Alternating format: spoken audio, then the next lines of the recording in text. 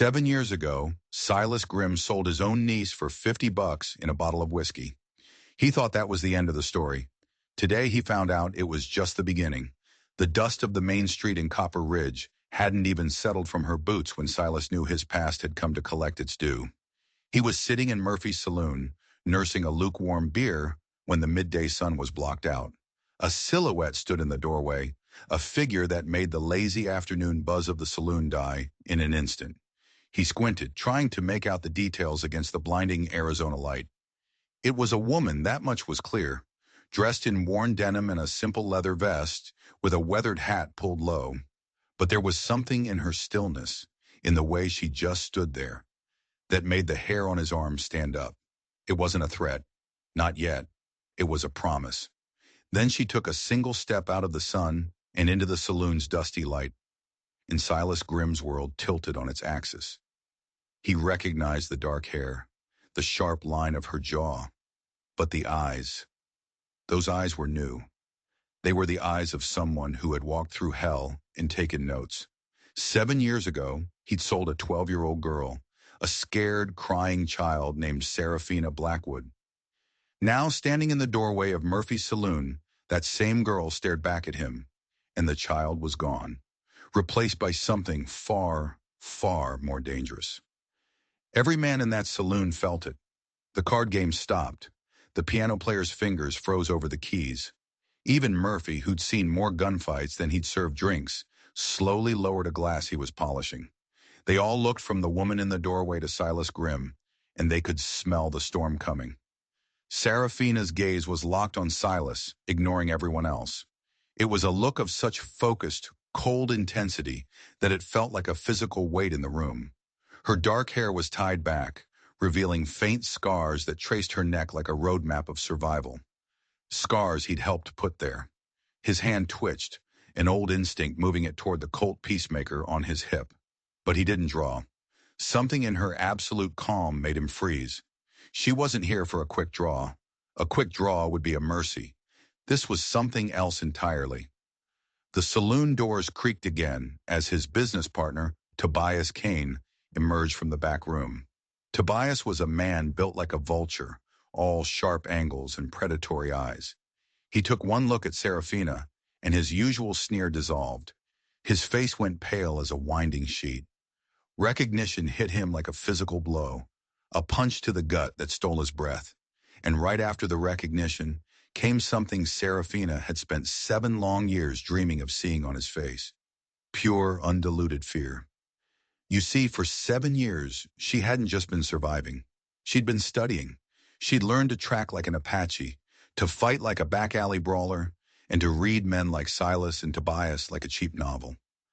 Men who thought power was something you took from those weaker than you. She'd learned their routines, their vices, their deepest fears.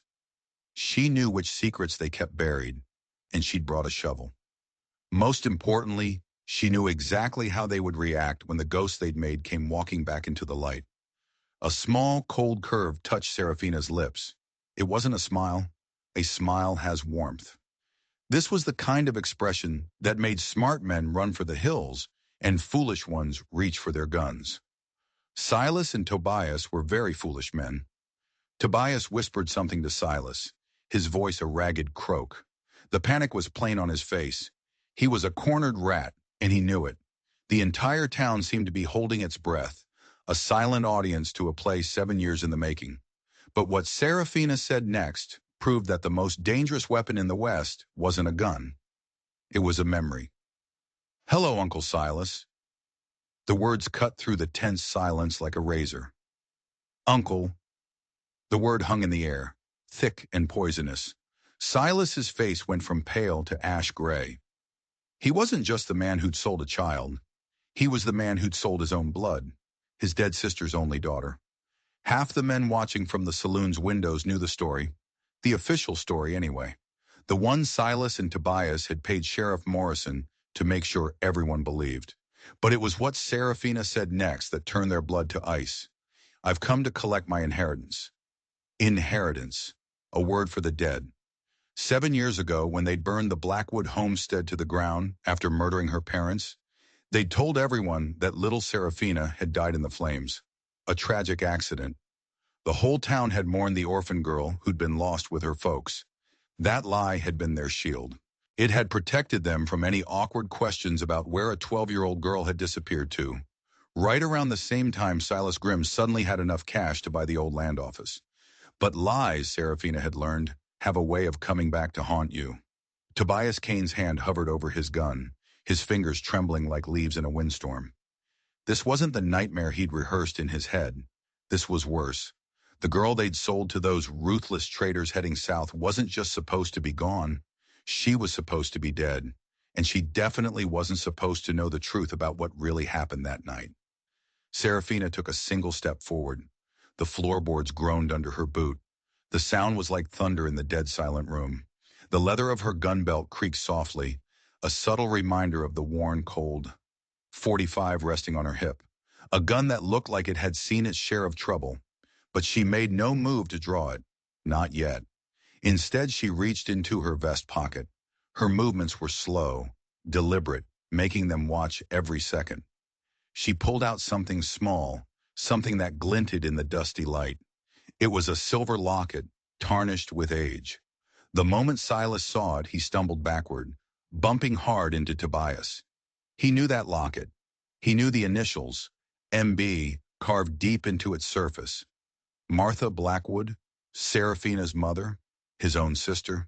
He should recognize it. He'd ripped it from Martha's neck the night he killed her, right before he and Tobias set the house ablaze. He'd kept it as a sick trophy, a reminder of his victory, until that poker game 3 years back. He'd been drunk, desperate, and deep in debt. He'd lost the locket to a traveling merchant who swore he was heading for California. The merchant, it turned out, was a liar. He'd gone south, down the exact same dusty trail those traders had taken 7 years ago, with a crying 12-year-old girl tied up in their wagon. And somehow, against all odds, that locket had found its way back to the one person in the world who could use it to burn Silas Grimm's world to the ground. Serafina's voice was steady, but there was a new edge to it now, a sharpness that made the bravest man in the room feel a chill. "Funny thing about heirlooms," she said, her eyes boring into Silas. "They have a way of finding their way home." She flicked the locket open with her thumb, especially when someone very patient spends 7 years tracking down every single person who touched it. The story of the locket was a story written in blood and miles. She'd found the merchant in a dusty cantina in Sonora.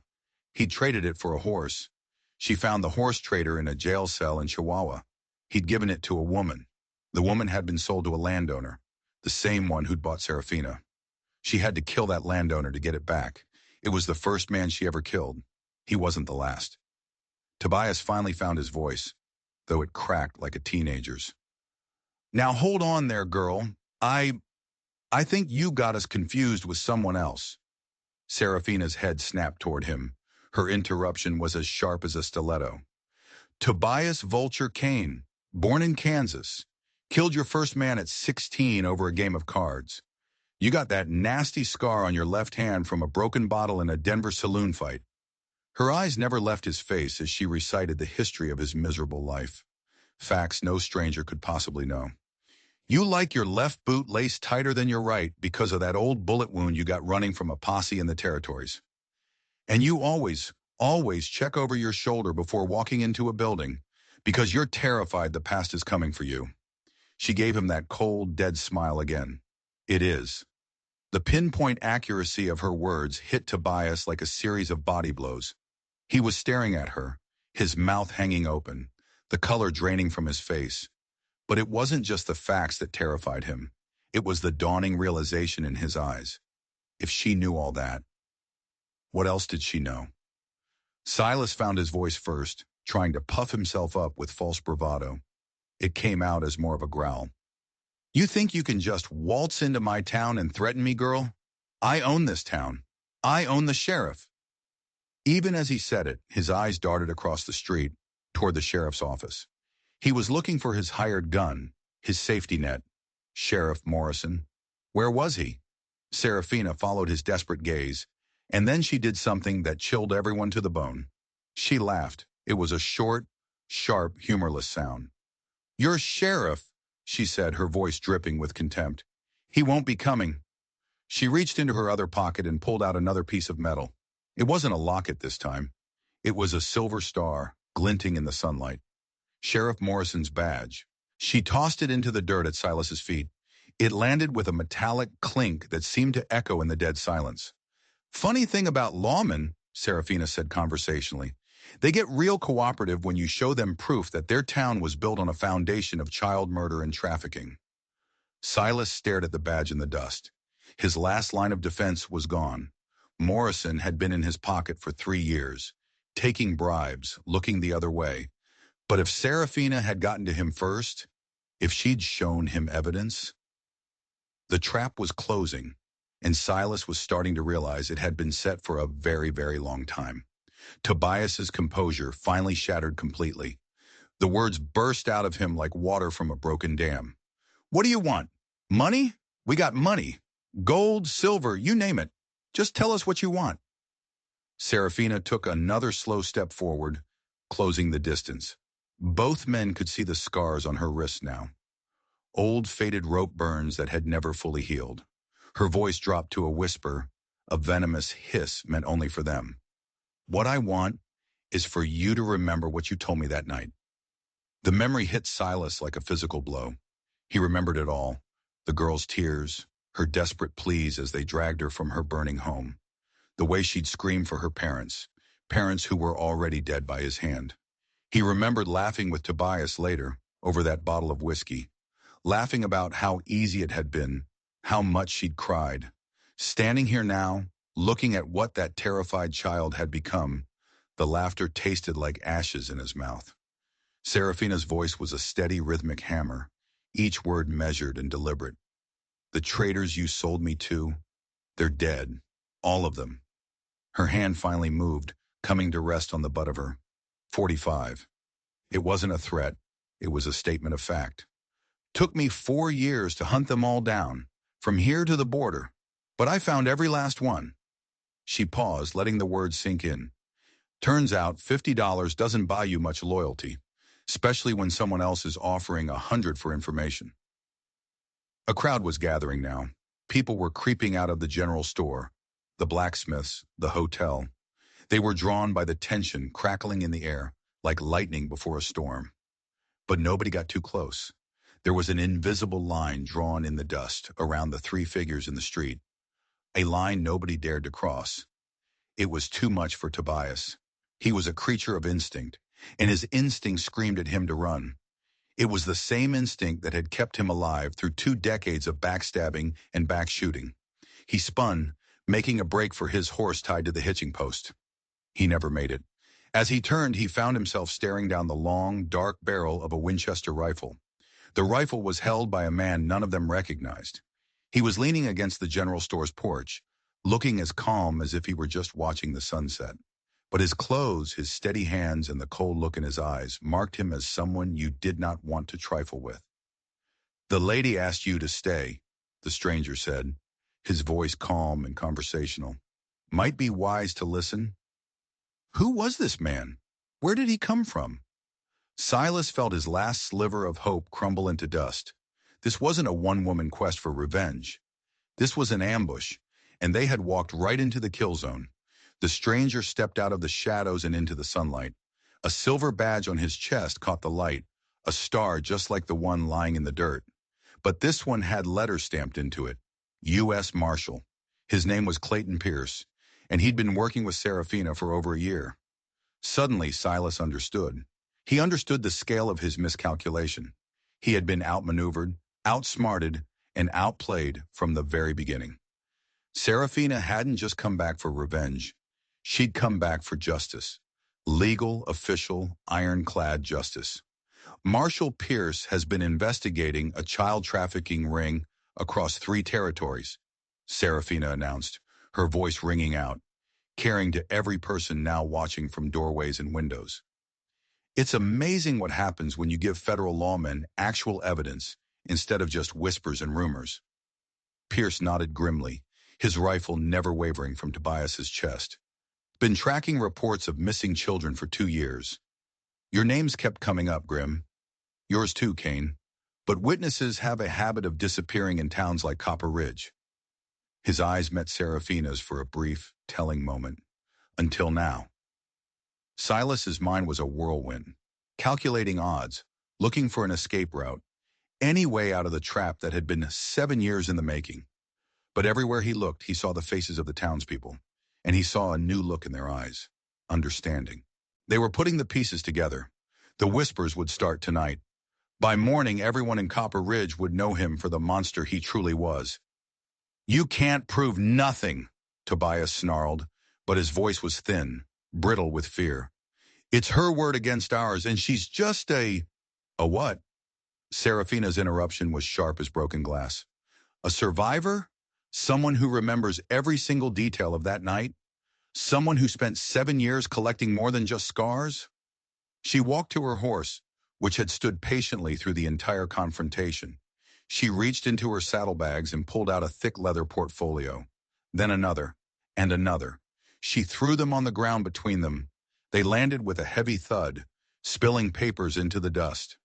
Bills of sale, she said, her voice like a drum beat. Shipping manifests. Coded letters between you and your business partners in Mexico. Witness depositions. A complete accounting of every child you stole and every dollar you made from their tears. Even from a distance, Silas could see his own neat, careful handwriting on some of them. Letters arranging transactions. Schedules for deliveries. 7 years of evidence detailing a business that had made him rich and had left dozens of children scattered across the territories like broken dolls. Marshal Pierce glanced at the mountain of documents, then back at the two men. His face was a mask of cold fury. Silas Grimm, Tobias Kane. You're under arrest for human trafficking, murder, and conspiracy to commit murder. That was it. The end of the line. 7 years of looking over his shoulder. 7 years of nightmares where a little girl's face stared back at him from the dark. 7 years of wondering when this day would finally come. It all exploded in one single desperate moment of pure panic. Silas went for his gun. He wasn't thinking. It was pure animal instinct. His hand, clumsy with fear, closed around the familiar grip of his Colt. For one fleeting, insane instant, he thought he might actually make it. He thought he could shoot his way out of this. He was wrong. Serafina had been waiting for this exact moment for 2,755 days. Her draw was not just fast, it was a blur of motion, as smooth and inevitable as the flow of water. The crack of her .45 echoed through Copper Ridge like the clap of doom. Silas's gun went spinning from his hand before he'd even cleared the holster. It took two of his fingers with it. He dropped to his knees, clutching his ruined, bleeding hand, a scream of agony tearing from his throat. If you were standing in that crowd right now, watching this 19-year-old woman face down the two monsters who destroyed her childhood, what would you do?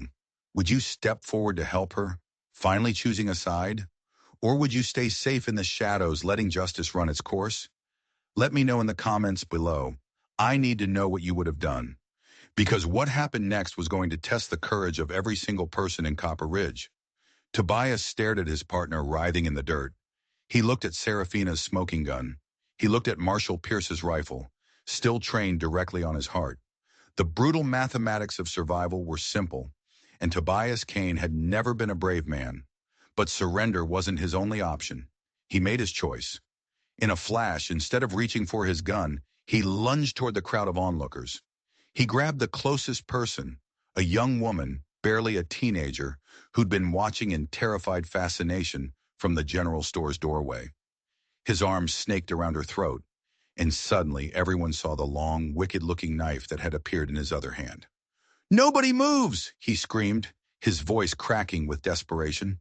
"Nobody shoots, or this girl dies, just like the Blackwood brat should have." The hostage whimpered, her eyes wide with terror, as Tobias pressed the cold steel of the blade against her neck. Marshal Pierce instantly shifted his aim, but the angle was impossible. The girl was a human shield. Any shot that hit Tobias would almost certainly pass through and kill her, too. The crowd gasped and stumbled backward, fear ripping through them like a wildfire. But Serafina didn't flinch. She slowly, deliberately holstered her smoking pistol. Her eyes never left Tobias's face. They were as cold and calm as a frozen lake. "Let her go, Kane," she said, her voice even. "This is between us." "Like hell it is!" His knife hand trembled, nicking the girl's skin. A thin line of blood welled up, and the girl let out a terrified sob. "You want to play judge and jury? Fine. But I ain't going to prison. I'm not going to hang." His wild eyes darted between Serafina and the marshal. "You back off. Back off, or I'll gut her right here in front of everyone." Serafina took a step closer. "I said back off!" Tobias screamed, pressing the knife deeper. "7 years ago," Serafina said, her tone as conversational as if they were discussing the weather, "you told me something. While those traitors were loading me into their wagon, you leaned in close. Another step. You said that fear was the only language people like me understood. You said I'd learn to be grateful for whatever scraps of kindness came my way. Stop walking or she dies." But there was something in Serafina's eyes that was making Tobias's voice sound less and less certain.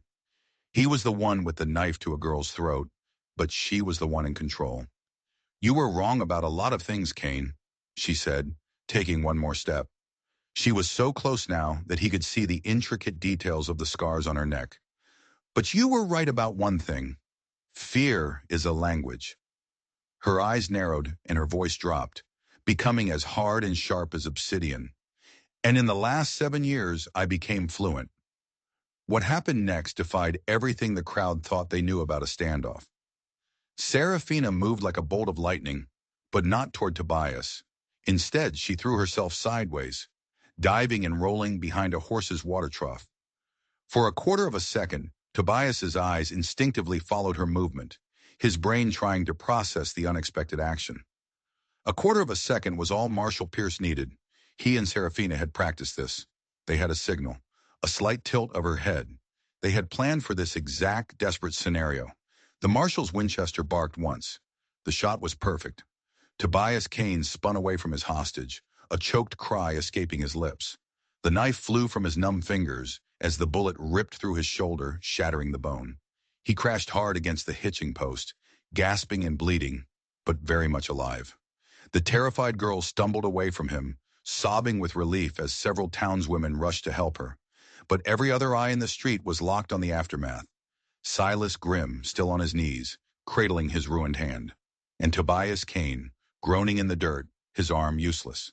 7 years of planning, 7 years of tracking, 7 years of transforming herself from a victim into a weapon. And now, in the space of 10 minutes, it was over. Or so they thought. As Serafina stood up and walked toward the 2 men who had destroyed her world, her expression suggested that over was a very relative term. If you're enjoying this story of hard-won justice, do me a favor and hit that subscribe button, because this is just the beginning of what Serafina Blackwood has planned for the men who thought they could simply erase her. Marshal Pierce moved in quickly, his professional efficiency cutting through the chaos. He kicked the knife away from Tobias and clamped a set of iron shackles around his wrists. Tobias just groaned, the fight completely gone out of him. Silas didn't even resist.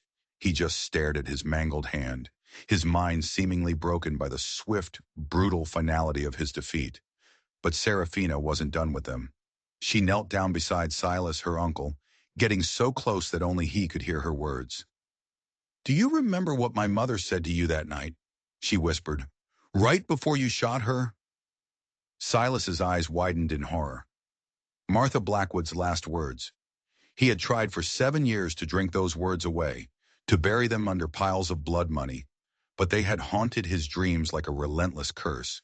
The dying woman, his own sister, had looked him straight in the eye as she lay bleeding on the floor of her home. And she had whispered, "My daughter will find you, and when she does, you will wish to God you had never been born." "She told me you laughed," Serafina continued, her voice as soft as silk and twice as deadly. "She said you thought it was funny, a dying woman's threat." Silas tried to speak to deny it, but only a strangled whimper came out. "But you want to know something interesting about a dead woman's promises?" Serafina leaned in even closer. "Sometimes they keep them." She stood up, dusting off her knees as if she'd just been tending a garden. She turned to Marshal Pierce, but her voice was loud enough for the entire town to hear. The traders you sold me to, they had a buyer waiting in Mexico, a rich man who collected children like some people collect rare butterflies. Her voice never changed its calm, conversational tone, which somehow made the words even more horrifying. But powerful buyers have powerful enemies, and enemies have information. And information, well, that has value. Marshall Pierce was listening intently now, his expression growing darker and grimmer with every word. He had suspected this trafficking ring was bigger than just a couple of thugs in a backwater town. But the scale of what Serafina was describing made his blood run cold. "How many?" he asked quietly. "How many children?" Serafina met his gaze. Her eyes were filled with a sorrow so deep it seemed ancient. "In 7 years, I found proof of 43. 43 children sold through their network. 43 families destroyed. 43 lives stolen and sold to the highest bidder." She looked down at the two broken men on the ground. "These two," she said with utter contempt, "were just the salesmen." The crowd had gone deathly silent. 43 children. The number hung in the air like smoke from a funeral pyre. It was an unimaginable horror. Several women in the crowd were crying openly now. More than a few men had their hands on their own weapons, their faces tight with rage, looking like they wanted to finish what Serafina had started, right here and now. "But here's the part they didn't count on," Serafina continued, addressing the crowd, her voice a rallying cry. "Some of us survived, some of us grew up, and some of us," she locked eyes with Silas, "spent every single waking moment of our lives planning for this day." She went back to her horse and pulled out a second portfolio from her saddlebags. This one was even thicker than the first stack of evidence. "Names," she said, handing it to the marshal. "Locations, shipping routes, financial records, a list of every buyer, every corrupt lawman, and every silent partner involved in their entire operation." Marshal Pierce accepted the documents with something approaching reverence. This wasn't just evidence. This was a masterpiece of espionage. 7 years of methodical, patient, dangerous investigation, all compiled by a woman who had lived through their hell and climbed back out carrying their death warrant. Tobias, bleeding in the dirt, finally found his voice. It was weak, desperate, and pleading. "You don't understand," he rasped. "There are bigger players, men with real power. They'll come for you. They'll hunt you down when they find out what you've done." Serafina's smile returned. It was sharper than a blade. "Let them come." She gestured to the crowd, the townspeople of Copper Ridge, who were no longer silent observers but a wall of angry, determined faces. 7 years ago, I was a 12-year-old girl, all alone. Today I'm a woman with a U.S. Marshal, a mountain of documented evidence, and 42 other families who are screaming for justice." She turned to face the crowd, her voice clear and strong. "And I'm not done yet." The words sent a chill through everyone present. This wasn't the end of the story. This was just the end of the first chapter. If Silas and Tobias were just the beginning, if there really were bigger players in this horrific game, then what Serafina had planned next was going to shake the foundations of the entire territory. But as the dust settled and the prisoners were prepared for transport, one question still hung in the air. A question that would determine whether justice was truly served or whether the real monsters were still lurking in the shadows. Just as Marshal Pierce was hauling the prisoners toward the jail, a new sound cut through the afternoon air. The thunder of approaching hoofbeats, a lot of them. The entire town turned as one, looking toward the hill just outside of town. A large group of riders was cresting the rise, moving fast, moving with a clear and unnerving purpose. Serafina's hand moved instinctively to her gun, but her expression remained perfectly, unnervingly calm. She'd been expecting this. The riders numbered at least 8, all well-armed, all riding expensive horses. They wore the kinds of clothes that spoke of money and influence. At their head rode a man in a tailored black suit, his silver hair gleaming in the sun. Even from 100 yards away, there was an aura about him that radiated authority, power, and absolute danger. "Judge Aldrich Crane," Marshal Pierce muttered under his breath, his face going grim. He recognized the lead rider. "What in God's name is he doing here?" Serafina's smile was as cold as winter steel. He's here because Silas sent him a telegram this morning, a panicked little message, warning him that someone was in town, asking pointed questions about old business transactions. The realization hit Pierce like a sledgehammer. Judge Crane, the respected, powerful, untouchable federal judge, the man who had sentenced dozens of criminals to hang from the gallows. He wasn't just part of the network, he was the one running it. Crane reined in his magnificent black horse just outside the crowd. His pale, intelligent eyes took in the entire scene in a single sweeping glance. Silas and Tobias in chains, the marshal, the armed townspeople. It was the calculating gaze of a predator assessing a problem. When his eyes finally landed on Serafina, something shifted in his expression. It was recognition, mixed with a flicker of what might have been grudging respect. "Miss Blackwood," he said, his voice smooth and cultured, the voice of education and high society. "I must say you've exceeded all expectations. When my sources told me a child had escaped the traders 7 years ago, I naturally assumed you'd perished in the desert." "Sorry to disappoint," Serafina replied, her hand still resting on the butt of her gun. "But then, you've been disappointed before, haven't you, Your Honor?" Crane's smile was thin as a knife's edge. "Indeed. Do you have any idea how many people have tried to expose our little enterprise over the years? Ambitious reporters, nosy lawmen, even a few rival judges. They all had a rather unfortunate habit of meeting with accidents." The threat was unmistakable, hanging in the air like the smell of gunpowder. But Serafina's expression never changed.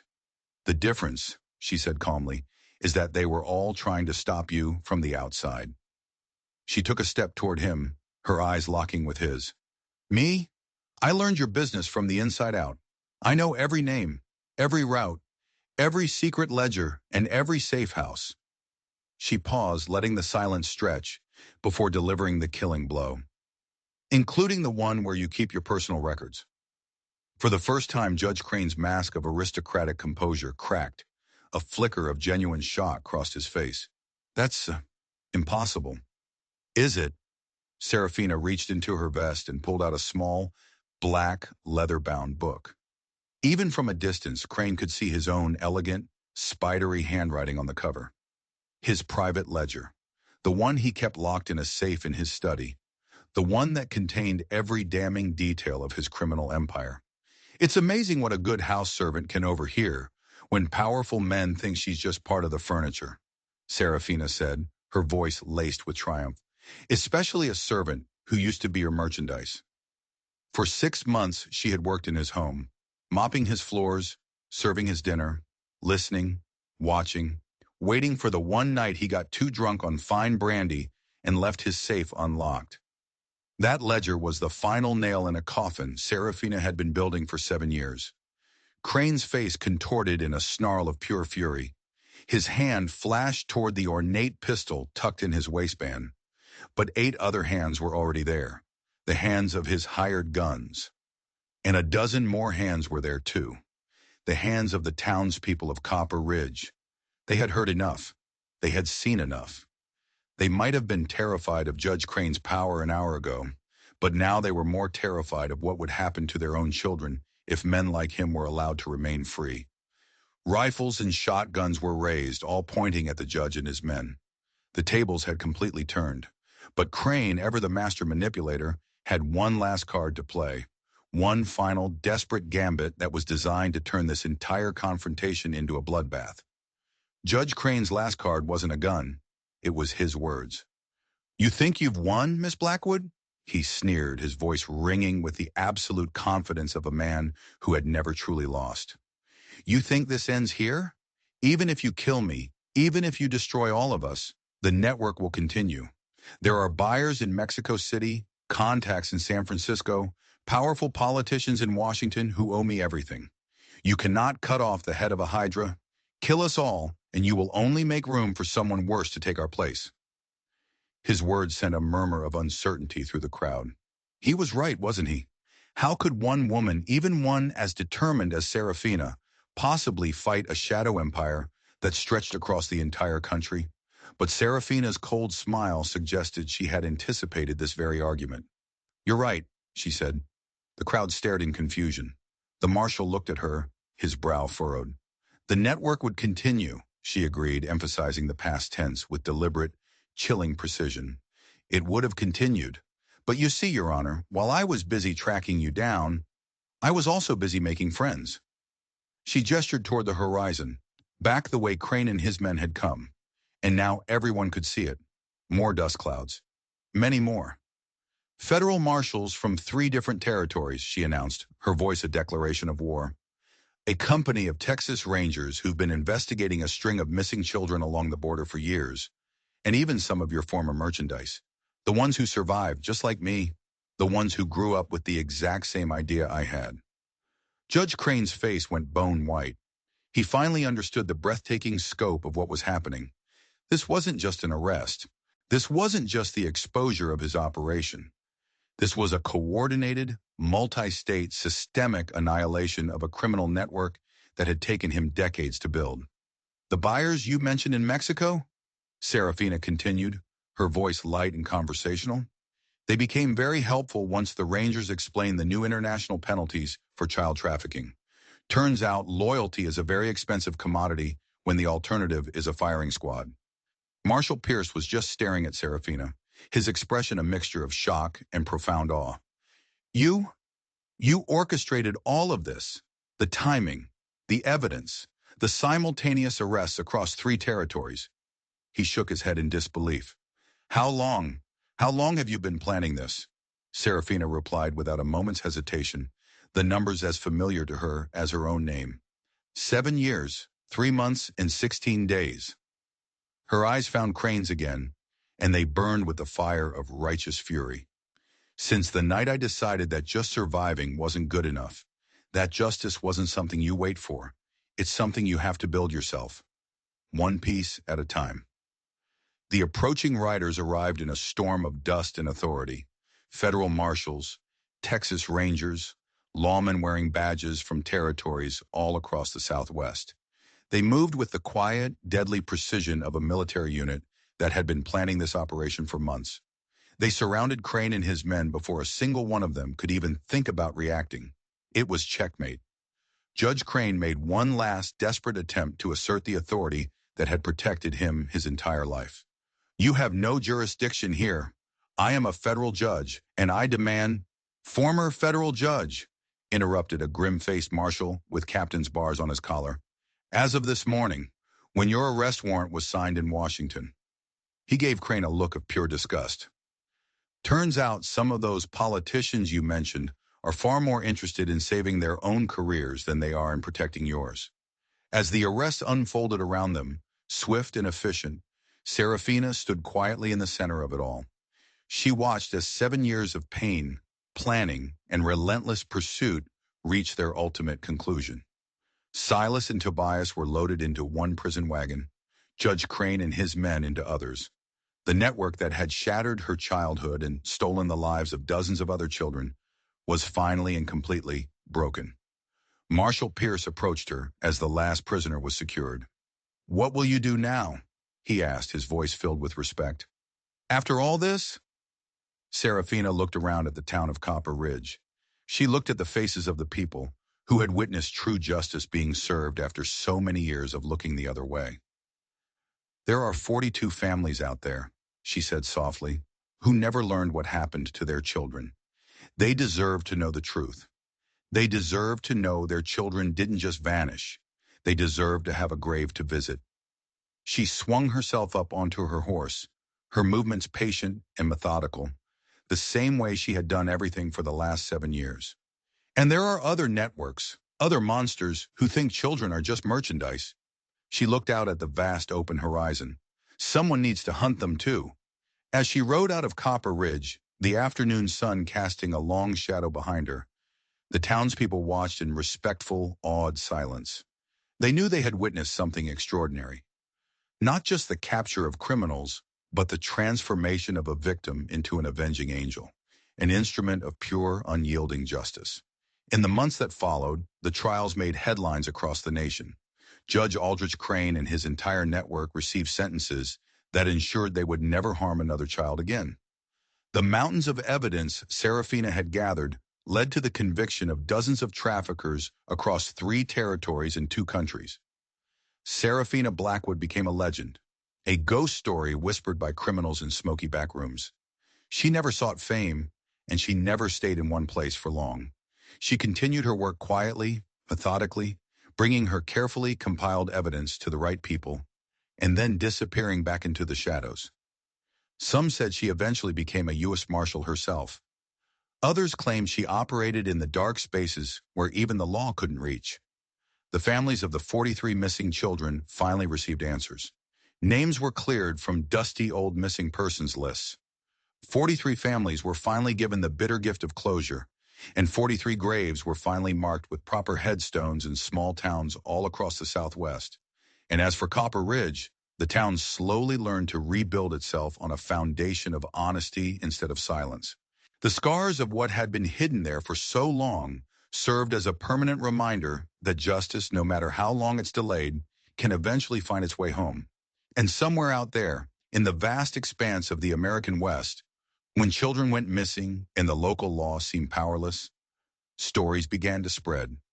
Stories of a woman with haunted eyes who never forgot, never forgave, and never ever stopped hunting those who preyed on the innocent. The little girl who had been sold for $50 and a bottle of whiskey had become something far more valuable than her captors could have ever imagined. She had become justice itself. What Serafina did was incredible, but it makes you wonder, can one person truly make a difference against a corrupt system? Or was she just lucky? Think about it. And if you want to hear another story with a twist so powerful it'll stay with you long after the dust settles, click on the video you see on your screen right now.